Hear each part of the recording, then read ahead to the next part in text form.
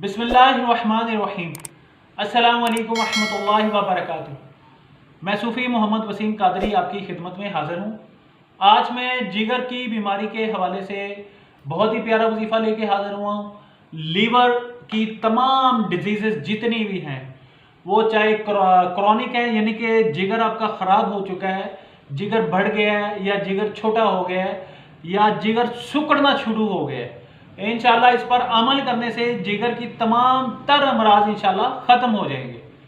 तो अगर आप हमारे चैनल पे नए हैं तो इसको सब्सक्राइब करें ताकि आइंदा जो हमारी वीडियो है वो आपको बर वक्त मिल सके, और इसको ज़्यादा से ज़्यादा शेयर करें ताकि नबी करीम सल्लल्लाहु अलैहि वसल्लम आपकी उम्मत तक पहुँच सके। ये अमल जो है आपने ये फजर के बाद करना है। तो दम आपने फजर के बाद करना है, लेकिन उससे पहले आपने मिट्टी का एक प्याला लेना है, उसके अंदर पानी भर के आपने रख देना है। रात को सोने से पहले उसके अंदर पानी भरना है, आपने ऊपर ढक के वो रख देना है।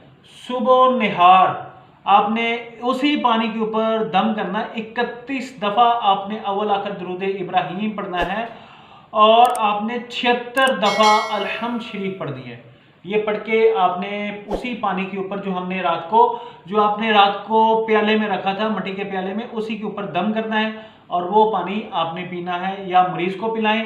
ये अमल आपने 41 दिन करना है। इंशाल्लाह 11 रोज गुजरेंगे कि जिगर जो है वो खून बनाना शुरू कर देगा। अगर सुकड़ा हुआ था वो अपनी हालत में आ जाएगा, वो पहले से बेहतर हो जाएगा।